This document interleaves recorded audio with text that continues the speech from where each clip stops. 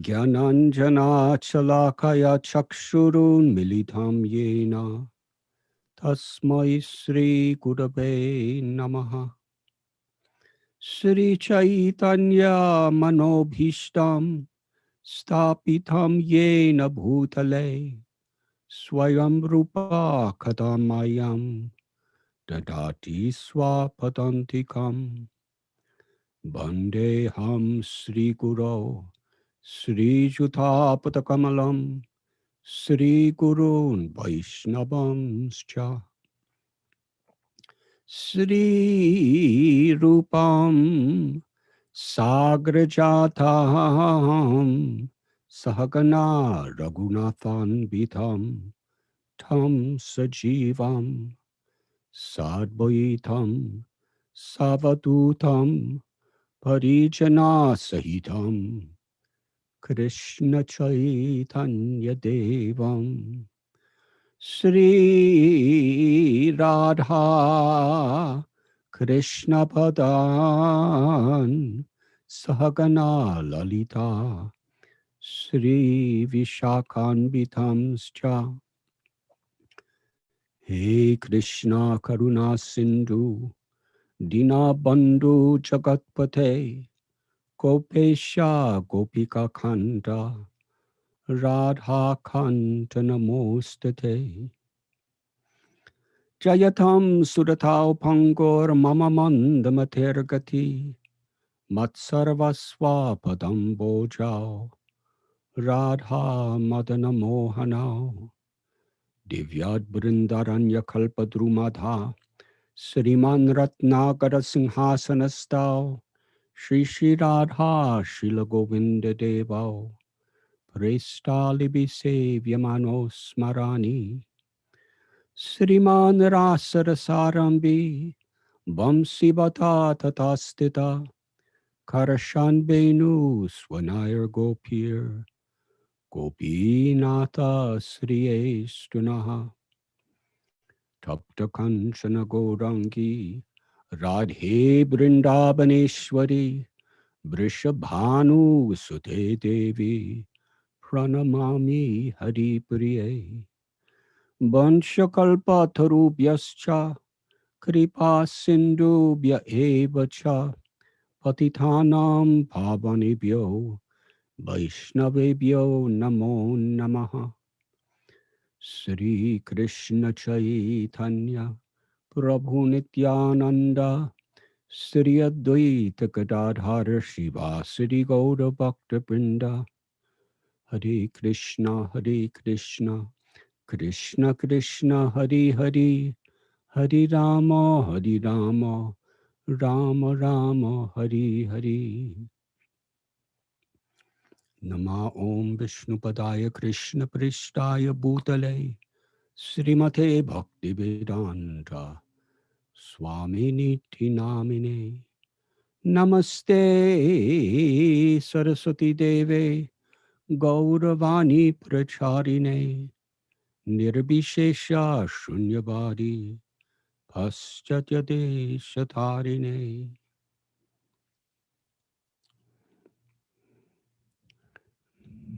I am truly honored and grateful to be invited to participate in this very auspicious celebration of the 10th anniversary of the Prana Pratishta of Sri Sri Radha Govinda in the very sacred land of Nigdi.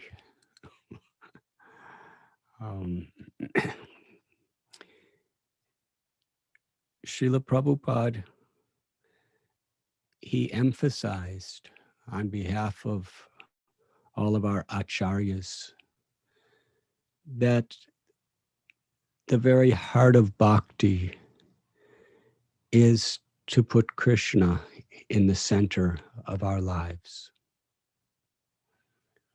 That means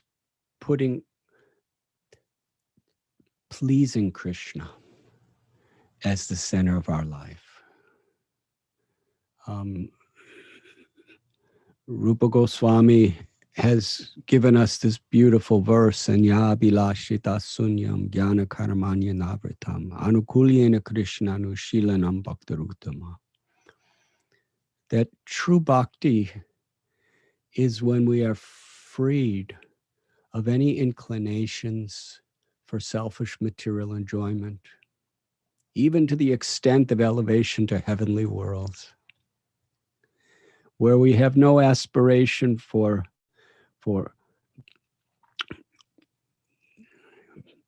miraculous mystical powers,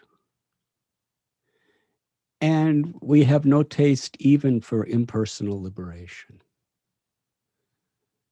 Our only desire is to serve Krishna. And he especially explains to serve Krishna in a favorable way, in a way that pleases Krishna.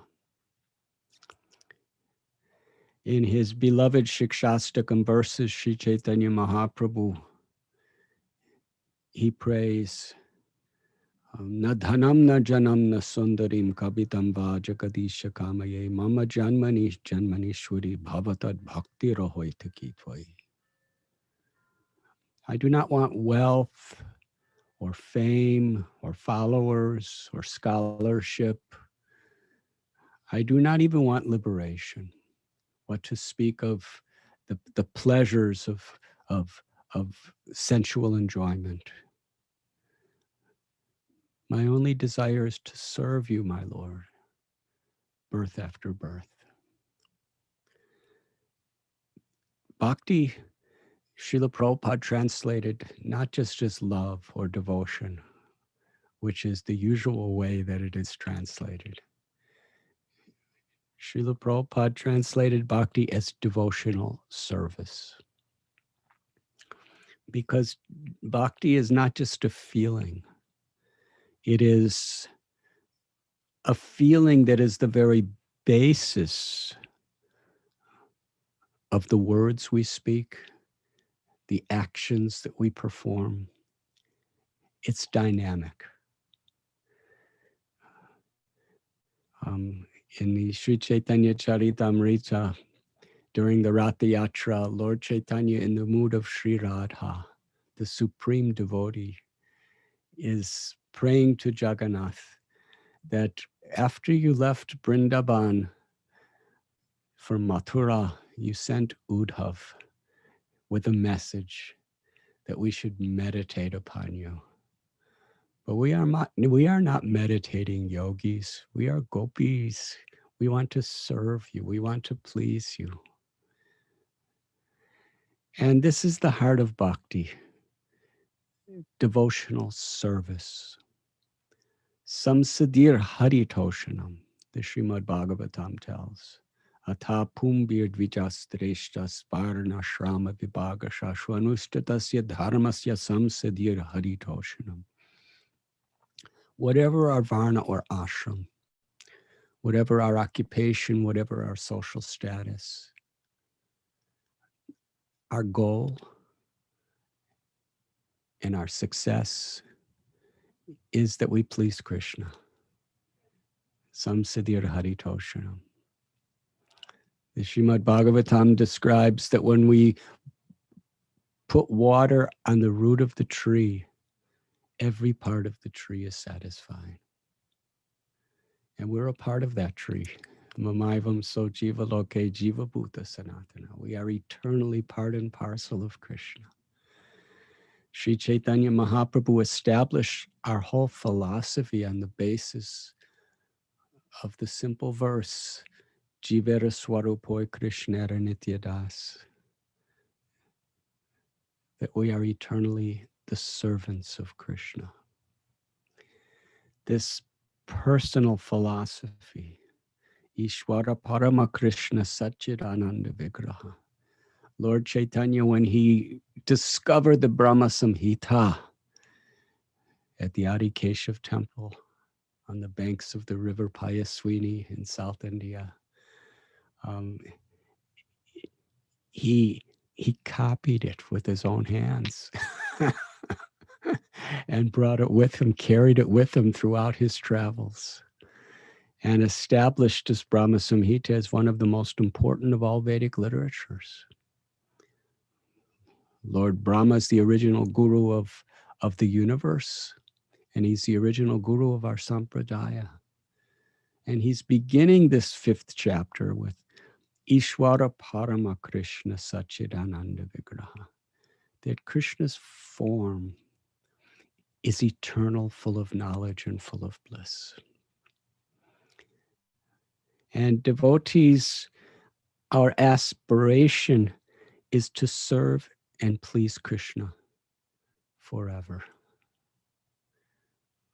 When Srila Prabhupada was asked, what do you hope to get as a result of chanting Hare Krishna? Srila Prabhupada replied, the goal of chanting Hare Krishna is to chant Hare Krishna. Golokera Premadana Harinam Sankirtana. In this material world, we are chanting Hare Krishna to purify our hearts of all of the envy and all of the arrogance and all of the insecurities and fears that are with everyone. And when we become pure, then we chant with pure love. Purushartha Shiromani. That the crest jewel of all the goals of life and all the aspirations of religion is to love Krishna. And when that love is awakened through pure, offenseless chanting of the holy names, then eternally in the spiritual world, we chant the holy names in ecstatic love. In this way, Srila Prabhupada taught us that the process of devotional service and the goal of devotional service is actually the same. It's to chant Shri Shri Radha Govinda Dev's holy names and to serve them with all our heart. We do that in this world as a tapasya, tapo divyam putrakagena sattvam, to purify ourselves. And in the pure state, we do the same thing in ecstatic love. And in the spiritual world, that ecstatic love has a dynamic nature that it is ever increasing. This is achintya, inconceivable. In the spiritual realm, we can feel that Krishna's infinite, inconceivable love for us is ever increasing, and our love for Krishna reciprocally is ever increasing for all of eternity. In this world that we're living today, everything is finite, everything is limited. We calculate things by time. You know, this physical lifetime is limited. You were born, we have a certain amount of seconds, minutes, hours, days, weeks, months, years, decades that we live. And we can see the effect of time, you know, as we're growing up from infancy to little babies, and then to children, and then to teenage, then to, you know, adults, and then we have families of our own, some of us. And then we grow old and get diseased and inevitably die. We see so many of our loved ones have died. And we know that it's going to happen inevitably to all of us. And we see everything around us.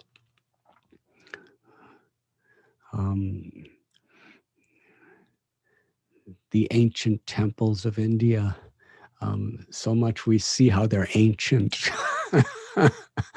how even solid stone, you know, is over the centuries, you know, needs so much repairs and maintenance. So that's the nature of the world. Everything is finite. We calculate everything either in terms of of numbers or time. But in the spiritual world, time is conspicuous by its absence. Everything is infinite and everything is forever. And in this way, everything is ever increasing in ananda, in happiness. In this material world, we can get tired of things, even things we like to do. But in the spiritual world, even the simplest thing of making a garland for Sri Radharani to offer to Krishna, Ananda in the spiritual world, Nitya Dham, Nitya Lila, the pleasure is ever increasing. In the spiritual world, just to look at a kalpabriksha tree, the joy of doing anything because Krishna is in the center is ever increasing. There can never be an experience of boredom in the spiritual world. And that is why Rupa Goswami and our acharyas say that the happiness of achieving Brahmananda, the bliss of entering into the liberated state of mukti in the impersonal Brahman, where we are no longer subject to birth and death. We're no longer subject to adhyatmika, adidaivika, adibodhika, the threefold miseries of material existence. To actually enter into Krishna's light. Can you imagine the ecstasy of being in Krishna's light? It's beyond comparison of anything in this world. And yet, those who have tasted prema, loving relationship with Krishna, the all beautiful, all merciful, supreme personality of Godhead, the joy of loving service to Krishna is compared to a vast ocean which has no bottom and no shores. And in comparison, the happiness of liberation, mukti, is not even a drop. This is the joy of pleasing Krishna with love. When Srila Prabhupada was asked, what is the best way to serve Krishna? Srila Prabhupada said, with love. Ultimately, it's only love that pleases Krishna. Krishna doesn't need our money. Krishna doesn't need our skills. Krishna doesn't need our intelligence or our scholarship, because whatever of these attributes we may have, individually or together, it's all being given by Krishna anyway. Aham sarvasya prabhavo matta sarvam pravartate. Krishna is the source of everything and everyone. He's the strength of the strong, the intelligence of the intelligence. He gives us the power to breathe. He gives us the power to think. The best we could do as devotees, our acharyas give the example of taking water from Mother Ganga and filling our two little hands with that water and then offering that water back to Mother Ganga. And if it's offered with love, Mother Ganga accepts it and she's conquered by that love. She reciprocates. But does she need that water? In the spiritual world, Krishna appears in such a way that we feel he needs us. Yashoda Mai is feeling, Krishna needs me to feed him. Krishna needs me to protect him. The gopis are praying that Krishna needs me to pray that he won't feel pain when he steps with his bare feet on the pebbles of Braj Bhumi. So in this way, that sense of need is only there to increase the intimacy of love. But in order to achieve that state of pure devotional service in the mood of Sri Vrindavan Dham, we first need to become Trinadapi Sunichena, Taror Ibasahishnuna, Amanina Manadena, Kirtaniya Sadhari. We need to chant the holy names of the Lord purely. And in order to do that, we have to truly feel ourselves humble. And part of being humble is to philosophically understand and apply the principle to our life that everything we have is coming from Krishna. Krishna is the supreme doer. One time a devotee asked Prabhupada, he told Prabhupada, I want to renounce everything. And Srila Prabhupada said, what do you have to renounce? Krishna already owns everything. Whatever you have belongs to Krishna. Sarvaloka Maheshwaram. Everything is Krishna's property. So to accept that in truth means to be truly humble. That not just a sentiment, but in fact, nothing is mine. And when we understand this, then tatenu kampam susamikshamano bunjana evatmakritam vibhagam. Then with all humility, whatever happens to us in life, whether it's success or failure, health or disease, birth or death, honor or dishonor, whatever may come, we're just grateful to Krishna for the opportunity to remember him, to chant his names, to be with his devotees, and to serve according to whatever capacity we have. Hanuman was lifting mountains and that little squirrel was just kicking grains of sand. But Ram, he taught that it's the love that he accepts. It's not the quantity of our offering.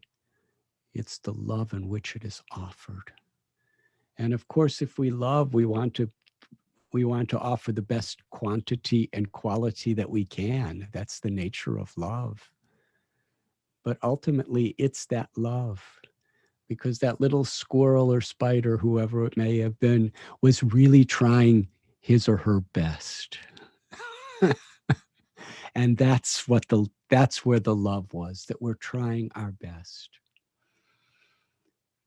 for the pleasure of Krishna.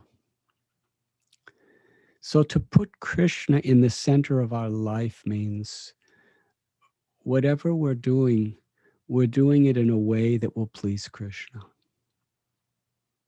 Tesham satata yuktanam bhajatam pariti purvakam dadami buddhiyogam tam yena mamopayantete.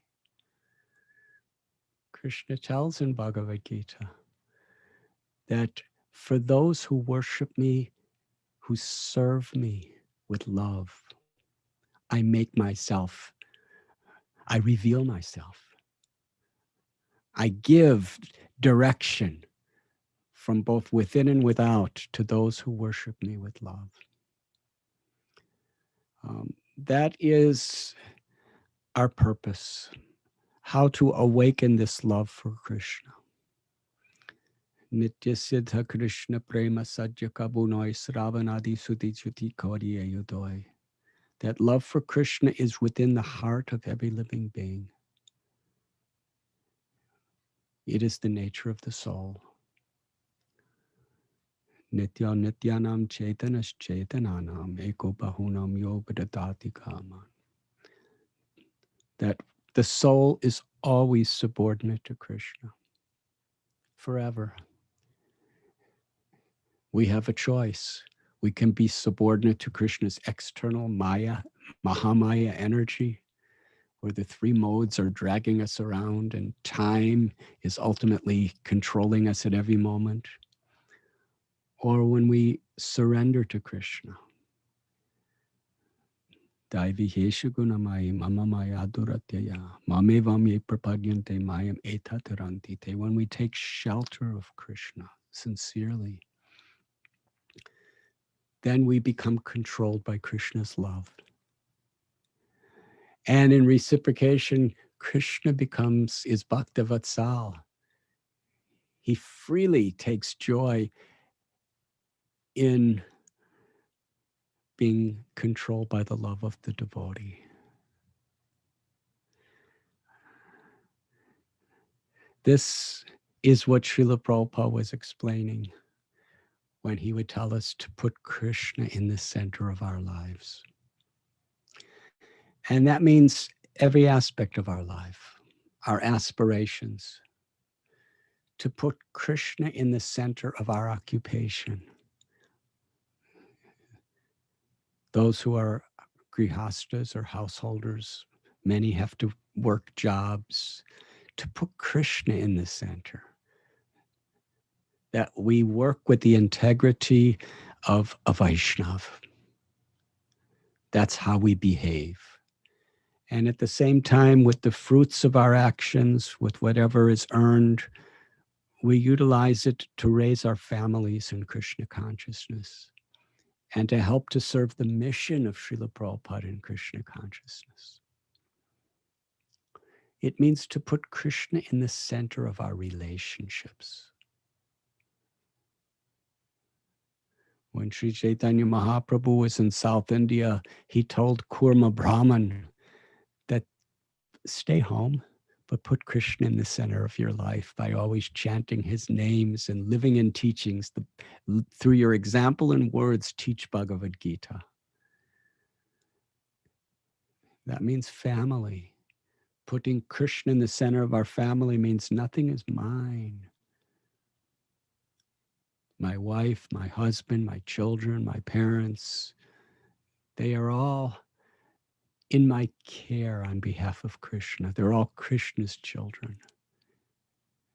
To put Krishna in the center means amani namanadena. Means we learn to respect. We don't demand respect, but we're excited to offer respect and seva.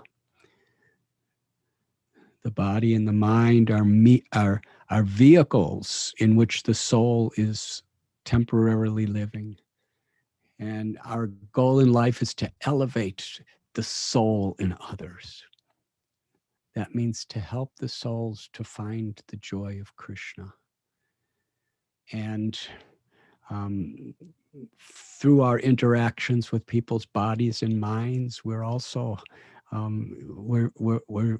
it's in harmony with serving the very souls of the people, the Atma, the Jiva. To put Krishna in the center of our communities.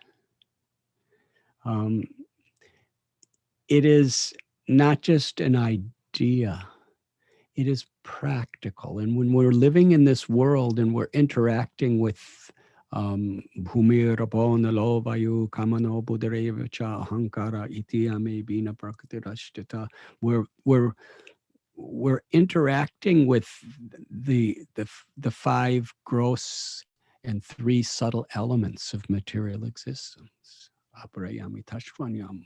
The soul is superior, beyond, transcendental to all material nature.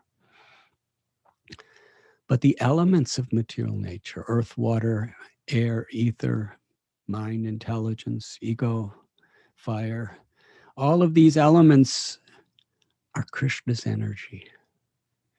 And bhakti is to recognize that. And in this way, devotional service is utilizing Krishna's external energy in such a way to transform it into the internal energy. Devotion. And this is the practical way that's necessary to actually put Krishna in the center of our life. Within our homes, we have an altar to put Krishna in the center, but then we have to live in such a way that, yes, whatever I'm doing here, Krishna, this is Krishna's home, this is Krishna's family, and it's for me to please Krishna in every way. And our acharyas have taught by their example. Mahajano yena gatasa panta, the path of perfection is to follow in the footsteps of the great souls. And so many great souls have established temples as a way to put Krishna in the center of our communities, in a way to bring all of us together as devotees, as a family. Aham bija pratapita. In fact, every living being is a family of Krishna. Krishna's, Sri Radharani is the supreme mother of everyone, and Krishna is the supreme father. So every living entity, we are family. But when there's so many people who are rejecting or forgetting this idea, it's very difficult to interact with people like a family.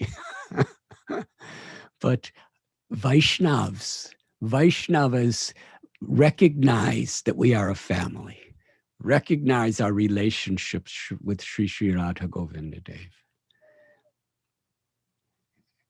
And in order to practically give us conscious awareness and opportunities to live together as a community family, the great souls have established temples. In South India, Sripad Ramanujacharya established so many temples. Some he started himself, and others, he places like Sri Rangam and Tirupati, these deities and these temples had been there long before Ramanujacharya, but he inspired and taught devotees how to worship and how to build a community around the deities. Tirupati, Srirangam, Kanchipuram, all these wonderful places that Sri Ramanujacharya established pure devotional service. And he personally resided in Sri Rangam. He went to the Ranganath temple, and he would go on pilgrimages to the various other great temples of the deities of the Lord to teach by his example. These temples were places where the common people have the chance to associate with devotees and be transformed. And the common people, when they come to the temple, they see a community where Krishna is in the center. And they want to understand the joy of such a life. They're educational centers where people could learn the philosophy of Bhagavad Gita and Srimad Bhagavatam and all the Vedic literatures, Mahabharata, Ramayana. And similarly, Sripad Madhvacharya, who is an incarnation of Vayu, an incarnation of whose brothers are Bhima and Hanuman. Sripad Madhvacharya established Udupi Krishna, the very deity that was worshipped by the queens of Dwarka, by Devaki and Rukmini. And that deity of Krishna, Gopal, who's holding a lump of butter in his hand and holding the churning rod and the rope for churning butter. He put that Gopal, Udupi Krishna, in the center. And his whole sampradaya, the Madhva Sampradaya, was so much based on following the principles of bhakti with Krishna in the center. And everybody, all of his sannyasi disciples, all of his grihastha disciples, his brahmacharis, everyone was together assisting Sripad Madhvacharya in serving the deity of Gopal for the pleasure of Gopal. He established such standards of deity worship that even today, over 700 years later, everyone is still assisting Madhvacharya in the service of Udupi Krishna. And Sri Chaitanya Mahaprabhu, after he took sannyas and he gave up his home and everything, he traveled throughout South India. And as he was traveling through South India, he was visiting every temple. He was visiting the temples of Lord Shiva Mahadev as the greatest Vaishnav, as an expansion of Krishna. He was going to all the Vishnu temples, the Kurma temples, the Ram temples, the Krishna temples, and how he was worshiping the Lord in the mood of a devotee. Sri Chaitanya Mahaprabhu is Krishna teaching us how to love Krishna and how to attain love for Krishna. In order to do so, Krishna so mercifully appears with the identity and the role of a devotee to teach by example. And when Mahaprabhu was traveling in South India, he was not only preaching and giving love of God and teaching the philosophy of the Gita and the Bhagavatam, but by his example, he was going to each and every temple and worshiping the Supreme Personality of Godhead, Krishna, by offering his love. And in whatever form of the Lord was in that temple, he was seeing Krishna, different aspects of Krishna. And he would chant and he would dance and he would offer loving service. And when Mahaprabhu Sri Chaitanya returned to Puri, every morning, without fail, very early, he would personally go to the temple of Lord Jagannath to see Jagannath Baladev and Subhadra. The first day he arrived in Puri, he was in so much ecstasy seeing Jagannath. In the mood of Sri Radha, he is seeing Jagannath as Krishna in a threefold form playing his flute. And he ran to embrace Jagannath. And before he could even reach him, Lord Chaitanya, in his Mahabhava, he fell unconscious and there were no symptoms of life in his ecstasy, just in the anticipation of seeing Krishna after separation. And after that, Sarvabhauma Bhattacharya appealed to Lord Chaitanya that from now on, when you go to Jagannath's temple, you should stand beside the Garuda Stamba. Because if you go too close to Jagannath, we don't know what will happen. The guards cannot understand your ecstasies.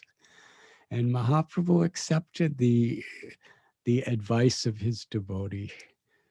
And every day he would stand for hours at the Garuda Stamba. And every day all of his devotees would meet him at the Jagannath temple.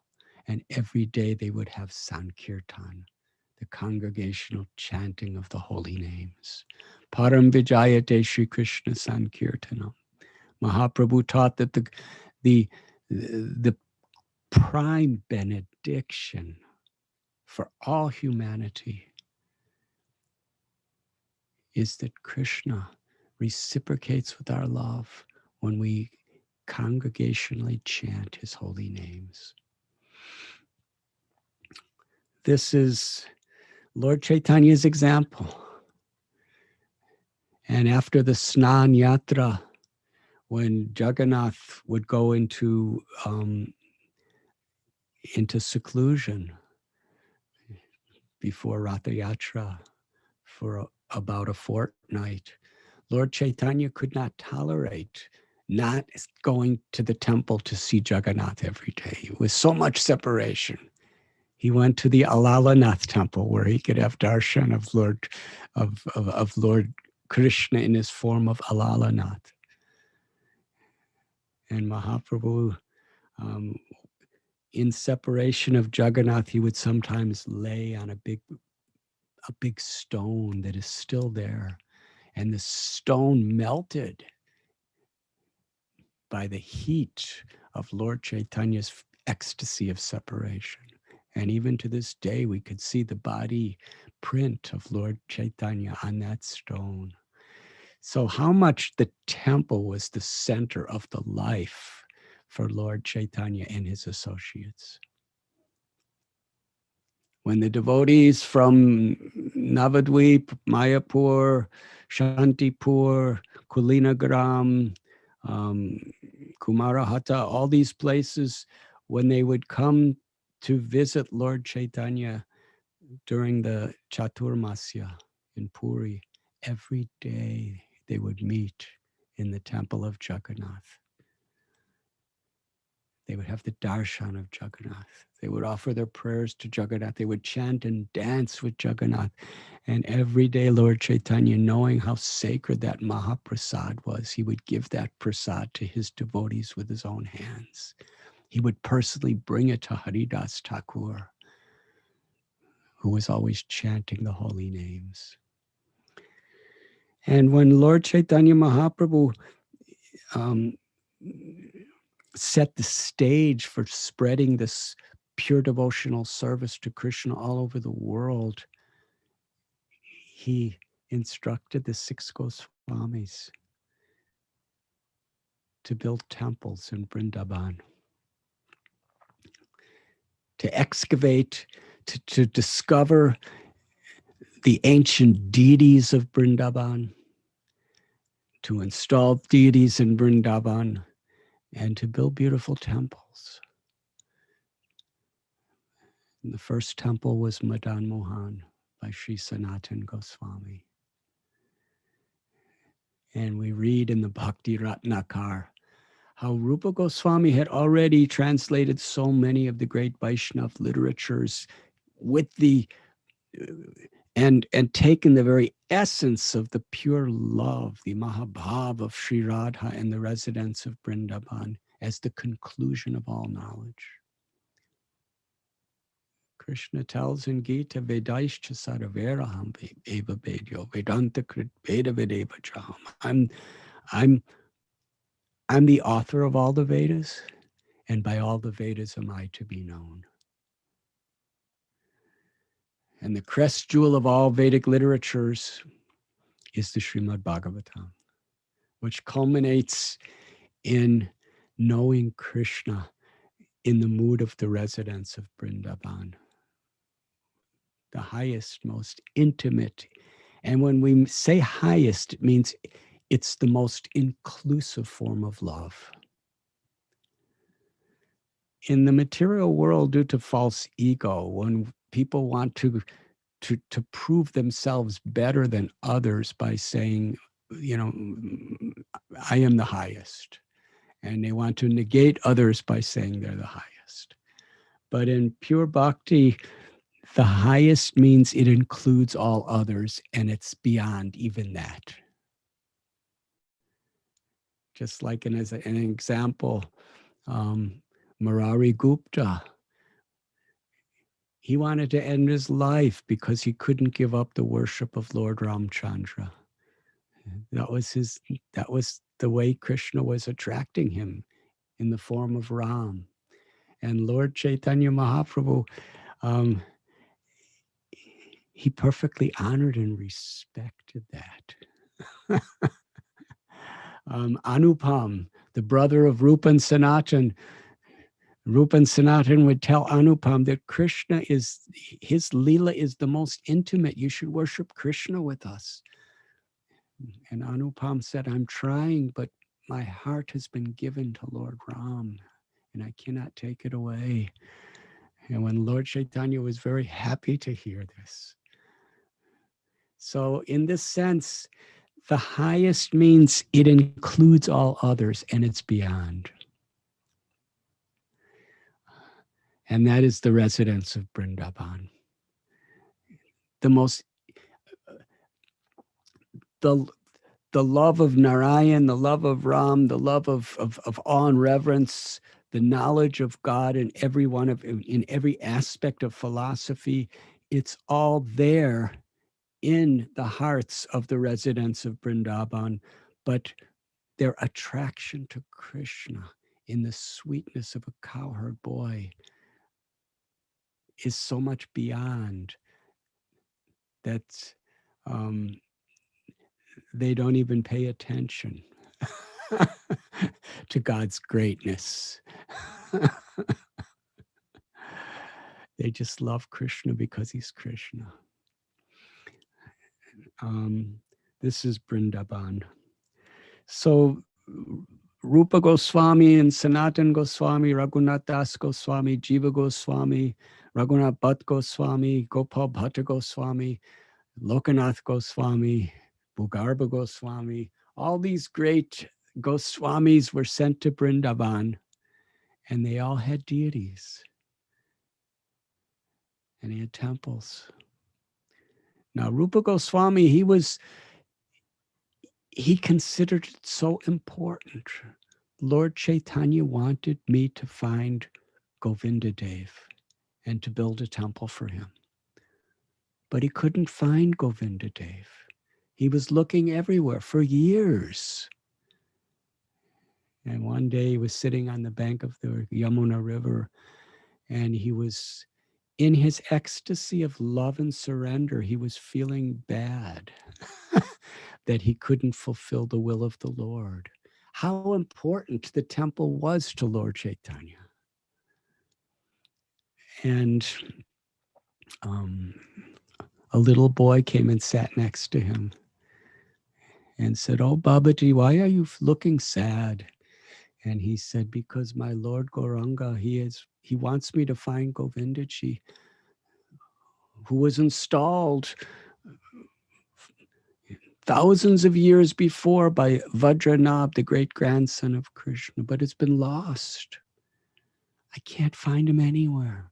I went to so many Brijabasi's houses. I went to so many places. I read so many maps."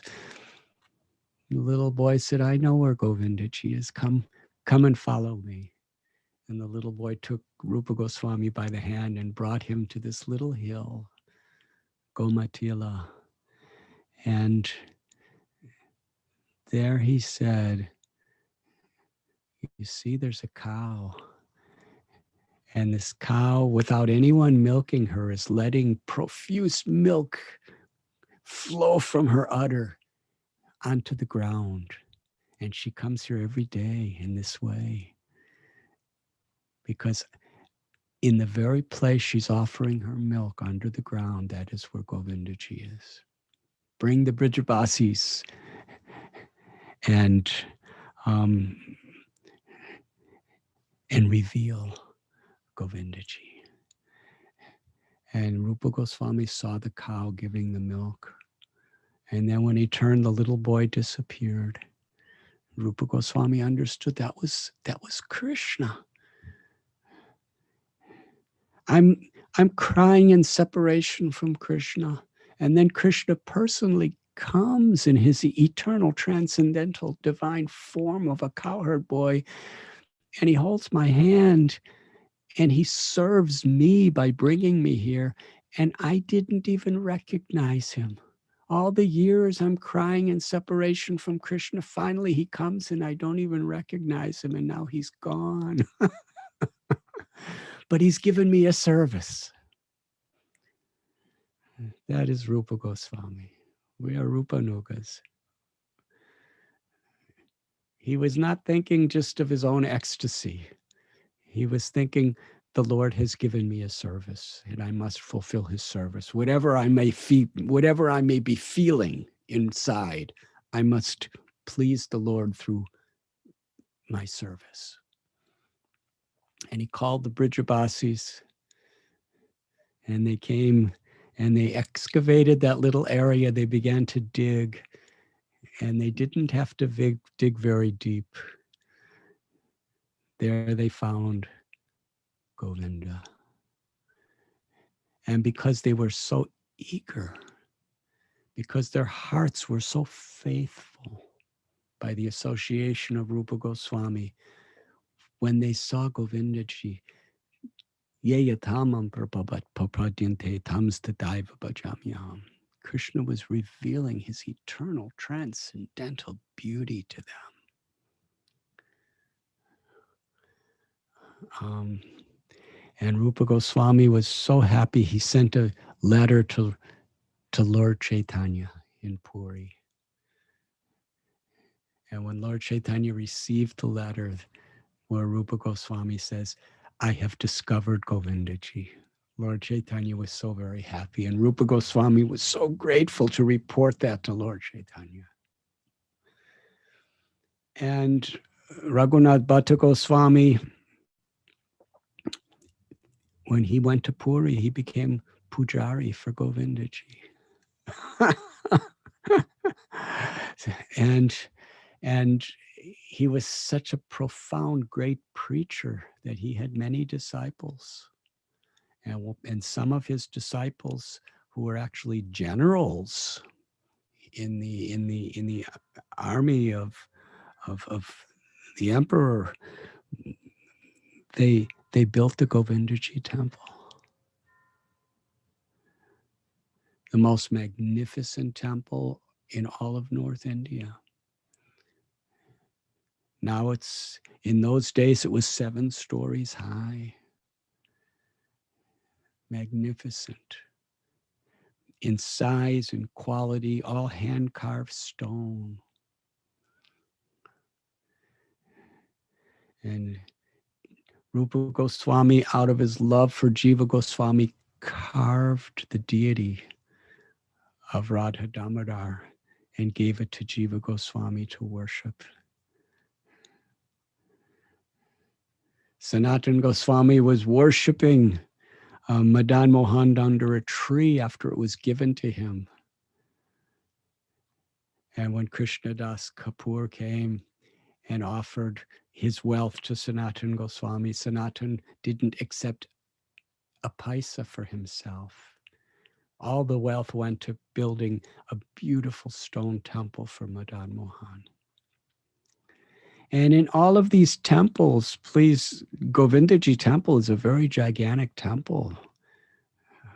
Perhaps 1,000 people can fit in the temple at one time. So he didn't build the temple just for the deities. He built the temple for the pleasure of the deities, knowing that Radha Govindaji, he appears to the earth to attract the people to his loving service. So in all these beautiful temples, the philosophy and the teachings of bhakti is shared by the devotees among themselves, and also taught to the people in general. That is the science of Krishna consciousness, as taught by all of our beloved acharyas. When we go to Vrindavan, we see the deities of Vishwanath Chakravarti Thakur, Radha Gokulananda, and the deities of all the various Goswamis. Raghunath Das Goswami, we can go and see the Govardhan Shila that he worshipped, the deity of the Govardhan Shila that Lord Chaitanya personally gave him. So this idea of deity worship is so much a very practical way by which in our own homes we put Krishna in the center of our life, and as a community we put Krishna in the center of the life, and in an area we give everybody the opportunity to put Krishna in the center of their life. And our beloved acharyas, on the basis of scriptures, have given so many rules and regulations of how to worship. and certain ritualistic processes, and they are the mercy of the Lord to help us to really take seriously and focus on this, the seriousness of approaching the deity. It's not something whimsical. And we have so many festivals and so many challenges. When Vrindavan was attacked by violent forces, they took the deities to Jaipur, and they were hiding the deities at Radhakund, and they were hiding the deities in various places to protect the deities when there was danger. In other words, the deity is there for us to take very seriously that Krishna is a person.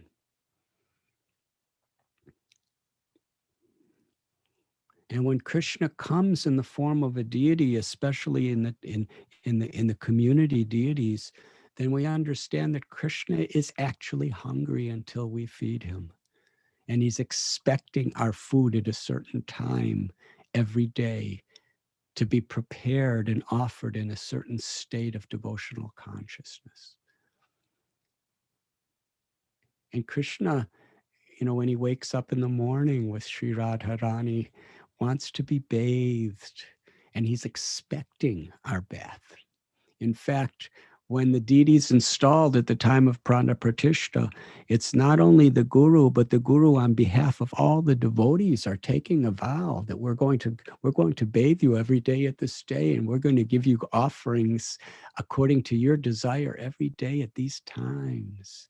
And that the schedule of Archana is just a wonderful way to put Krishna in the center of our community. And sometimes it's a challenge. Brahmacharis, grihastas, everyone together is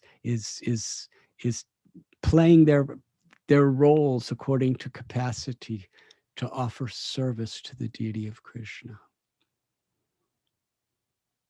This is the standard that the 6 Goswamis have given us. And our beloved Srila Prabhupada, there are so many beautiful examples in Maharashtra, the great state of where Nigdi is a part. Srila Prabhupada, I believe it was in 1971, 50 years ago at this time, right now, Srila Prabhupada had his Cross Maidan festival, the first large festival he ever had in India. And by Prabhupada's mercy, His Holiness Lokanath Maharaj first had darshan of Srila Prabhupada during this festival. And by Srila Prabhupada's inconceivable mercy, it was my first introduction to Srila Prabhupada also during this festival. And it was at that time that Shishi Radha Ras Bihari was around this time, came to Srila Prabhupada. And soon after, he brought to that little plot of land in Juhu Beach, and they built a little hut, a very simple hut, like a little village abode, and put Radha Ras Bihari in that little hut. And it was very austere. And at that time, Juhu seemed to be very, very far away from the city of Mumbai. And Prabhupada established the worship of Radha Ras Bihari in that little hut and promised Radha Ras Bihari, I will build you a temple here. And what His Holiness Giriraj Swami Maharaj has written a whole book that was recently released, telling the history of the challenges of Srila Prabhupada. To build that temple, it was perhaps the greatest challenge in the history of our Iskcon movement. There was mafias, there was dacoits, there was government officials, there was newspaper editors. So many people were attacking, trying to take that land back. But on every level, wherever Srila Prabhupada was traveling in the world, he was always in contact with Mumbai because he made a promise to Sri Sri Radha Ras Bihari. And he wanted that temple. He was personally building that temple from a little hut, a temple of pure white marble with a guest house, international guest house, with beautiful altars for Gaur Nitai, for Sri Sri Radha Ras Bihari, for Sitaram Lakshman Hanumanji. What a struggle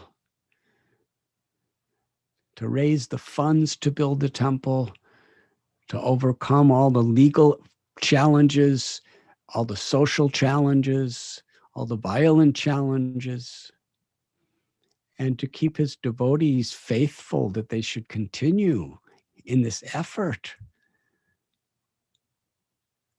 Srila Prabhupada, as our founder Acharya, was teaching by example. He wanted that temple to not only be a place for his devotees to have a community to work with Krishna in the center, but a place where they could attract the world, especially Maharashtra and Mumbai, to come and learn how to love Radha Ras Bihari together. And similarly in Vrindavan, he established Krishna Balaram temple with Radha Sham Sundar and Gaur Nitai, so that, because there's already so many temples in Vrindavan, why another? One of the reasons is because his mission was not just to give people darshan, but to give people the type of association where they could learn the pure science of Krishna consciousness, the philosophy and the lifestyle of pure bhakti. And he wanted it suitable so that people from all over India and all over the world could come and not only be attracted to the beauty of Shri Shri Radha Sham Sundar and Krishna Balaram, but to learn how to love them and serve them. And how much effort Prabhupada put into that. And Srila Prabhupada established temples all over the world. Radha Govinda Dev in New York, Radha Vrindavan Chandra in New Vrindavan, Rukmini Dwarkadish in Los Angeles. And he was so eager to establish the temple in London that Srila Prabhupada personally kidnapped the deities of Radha London Ishwar and personally installed them right in the heart of downtown London, just a couple blocks from the British Museum. And that was very interesting because Srila Prabhupada was, he appeared in this world in 1896, and for so many decades, he was brought up when India was under the British rule. And there was a saying that the wealth of India was now in the British Museum, because they were taking the crowns and the jewels of the deities and sending it to the British Museum. And here Prabhupada, right just a couple blocks from the British Museum, he established Radha Krishna deities.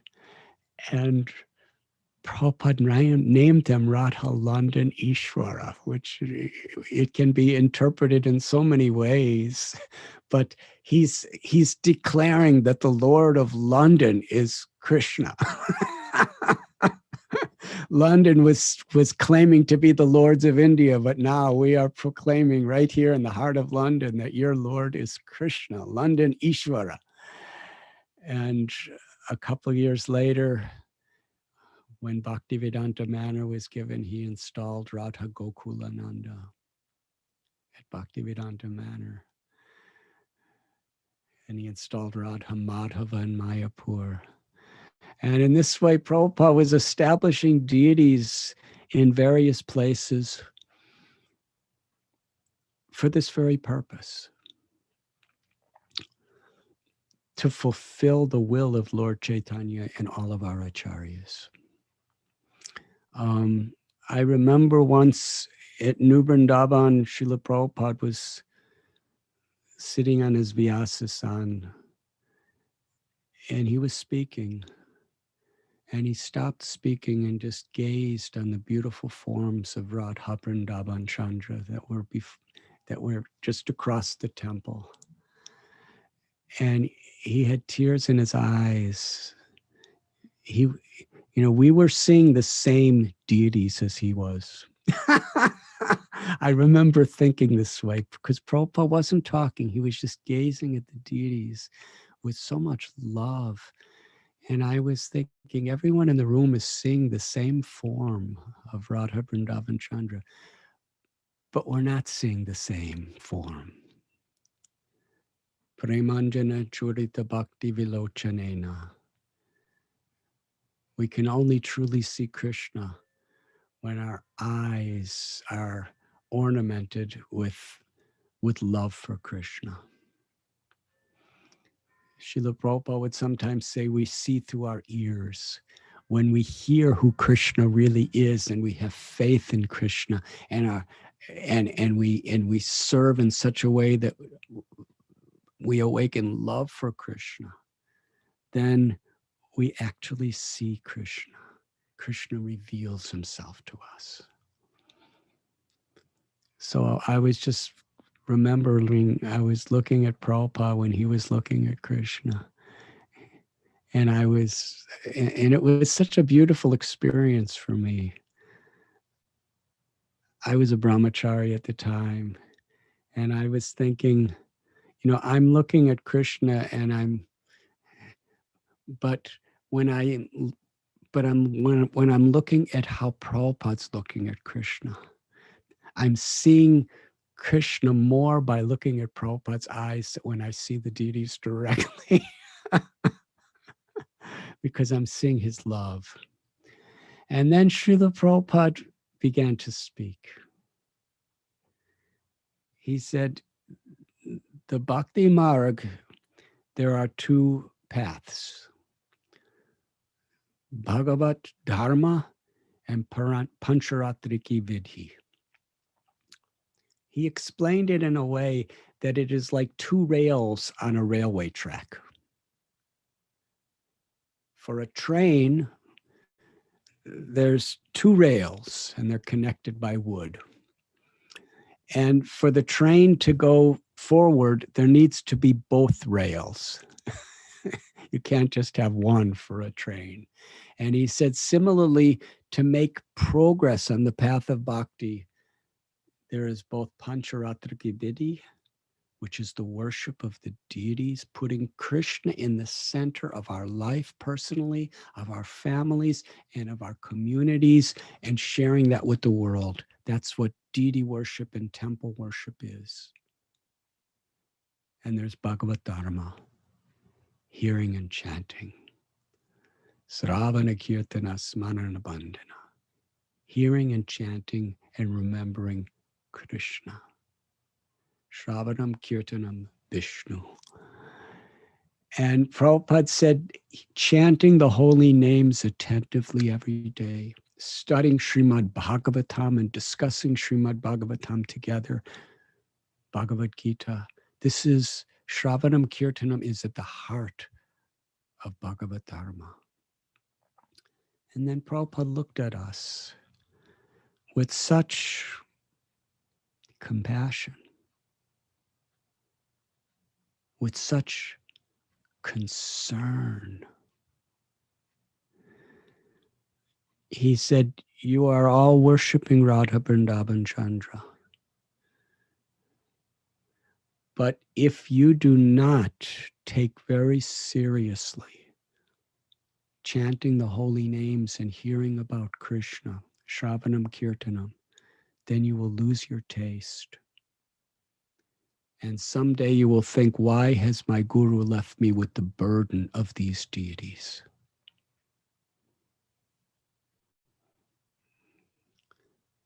When our guru leaves us the deities, it's the supreme benediction of mercy. It's not a burden. But in order to retain that enthusiasm and that joy of serving the deities, it is important that we seriously engage in the process of Bhagavad Dharma, hearing and chanting. And that is why, we have principles that to cook for the deities, to go on the altar, to dress for the deities, to personally do archana. One should be second initiated. And that doesn't just mean the formality of the initiation, but with the formality initiation is the spirit. It means we're sincerely taking shelter of the holy names, chanting at least 16 rounds every day, that we're following these regulative principles of no illicit sex, no intoxication, no gambling, no meat eating, and that we're living in an exemplary way, like Brahmins. Only such, we strive to live in this way so that we can personally receive the blessing of personal service to the deities. And everybody who comes around, Nigdi is such a special place. I'm remembering many years ago, I believe it was Vrindavan Prabhu. He would invite me to Nigdi. And at that time, everything was happening in the little house of Gopalacharya Prabhu, Mukara Devi, and their family.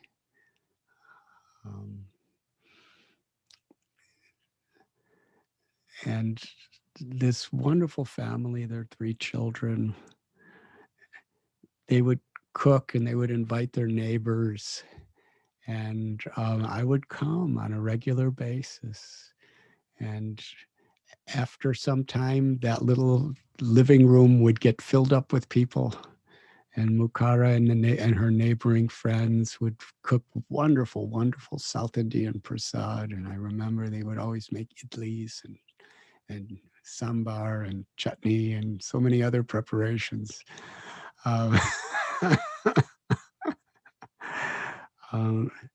And we'd have kirtan and we'd have Srimad Bhagavat Katha and Chaitanya Charitamrita Katha. And it was just wonderful. Soon people were looking through the windows to hear, and it was getting filled up. If at the beginning there was maybe 10 people, then 20 people, then 30 people, then 50 people. And then when it became more than that, we started using the Krishna temple in Nigdi. Where outside we'd set up a little pandal near the Krishna temple and on the grounds, and there would be hundreds of people from Nigdi coming. And the special feature was the spontaneous enthusiasm to chant in kirtan.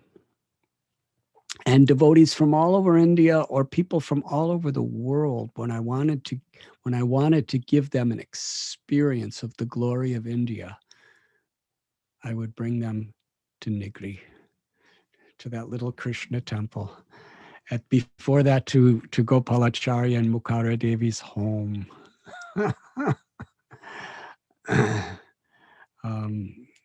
Niladri and Janaki and Shaki Sharan Prabhu, it's just wonderful home with wonderful family.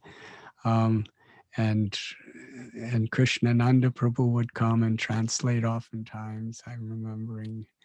And Radhisham Prabhu would sometimes be there. And it was just so special. And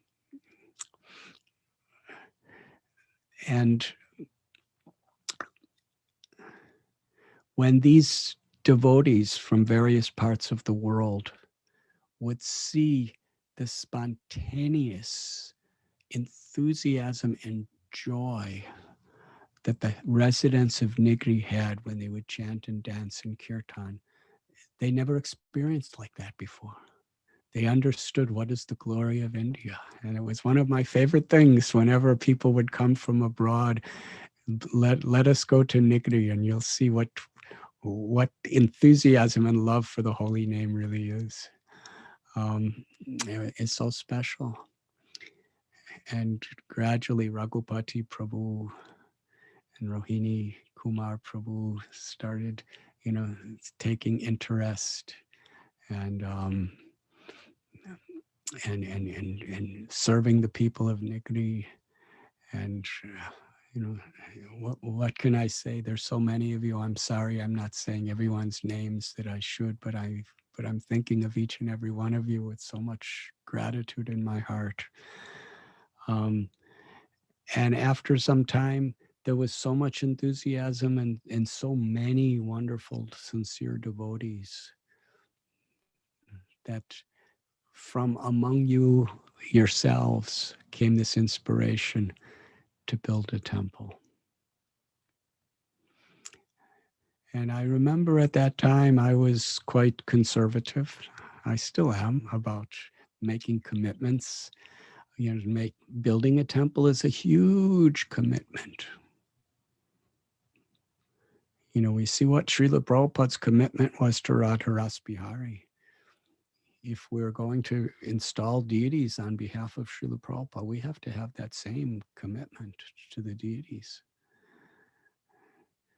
And the enthusiasm of the devotees in Nigdi built that magnificent, beautiful temple. And I remember the wonderful installation of Sri Sri Radha Govinda. And in Pune was Sri Sri Radha Radhakanta, and they were living in an old house in an old military base place. And then the devotees had enthusiasm to build this beautiful temple of Radha Vrindavan Chandra. In Pandharpur, Lokanath Goswami built beautiful temple for the deities in Pandharpur. And in Nasik, a wonderful temple was built for Sri Sri Radha Madan Gopalji. Shikshastakam Prabhu was there, and Paramhamsa Prabhu did so much seva there. And in Belgaum, His Holiness Bhakti Rasamrita Maharaj is there. But I'm just remembering because Belgaum is very connected with Nigri. Rohini Kumar and Prabhu and Raghupati Prabhu are both from Belgaum, and Sudama Prabhu is from Belgaum, and so many. Bhagavan Prabhu is from everywhere. Mahabaleshwaram.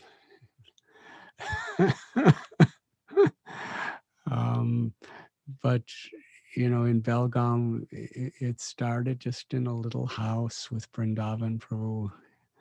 And gradually now, they have a temple that, fits thousands of people in Rath Yatras. It's just incredible what's happening in Maharashtra, Kolhapur, Vrindavan Ananda Prabhu, and Rupa Vilas Prabhu and their families, and Draupadi. It's so many beautiful things have happened in all these places. But especially today, we are celebrating Radha Govinda Dev's appearance in Nigri, and how organically, naturally, the enthusiasm of all of you brought Radha Govinda Dev to personally reside in their beautiful home there. And I remember how you took stones from, I think, an old temple where the place of Tukaram, And you put those on your altar as part of the altar in Nigdi. Everything about that temple is so special, with so much love and so much feeling and so much meaning. And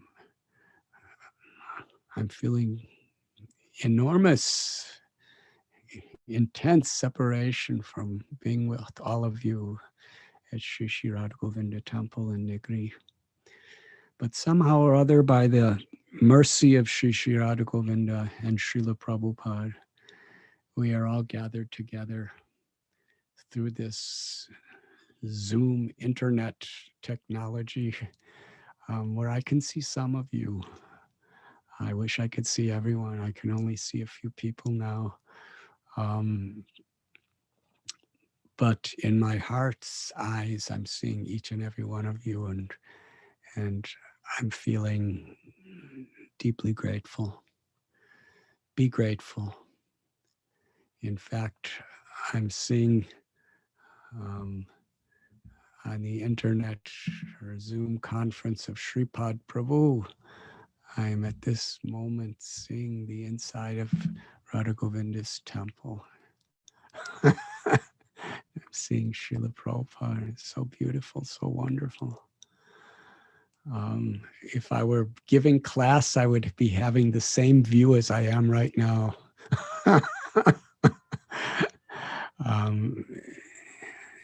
I'm so grateful. Please be grateful. And the way we can show our gratitude is by honestly, realistically putting Radha Govinda and Srila Prabhupada's mercy in the center of our lives. Treat each other the way Krishna would want us to treat each other. Amani namanadena, with respect, with care. Gopi Bhartur Padakamalayo Radasa Dasa Dasanudas. What it really means to be the servant of the servant of the servant. To guard against offenses. To have the tolerance, the forgiveness, and the concern for each other as a Vaishnav community. That's what Lord Chaitanya and his associates taught us. And that's what Srila Prabhupada has given us. And through your community together, enthusiastically from the temple of Radha Govindaji as your wonderful, the home of Krishna, which is the spiritual home for everyone in Nigri. You all have your little homes, but your spiritual home is Radha Govinda Dev's home. And from our home, from our relationships, to distribute Prabhupada's books, to have Harinam Sankirtan, to have college programs, to have congregational programs and home programs and prasad programs, prasad distribution in every possible way, making Radha Govinda's mercy the center of our lives means to share with each other and to share their mercy with the whole of Nigri, the whole of Maharashtra, the whole of India, and through our example, the whole world to share Radha Govinda Dev's mercy. I thank you. I congratulate you. Hare Krishna.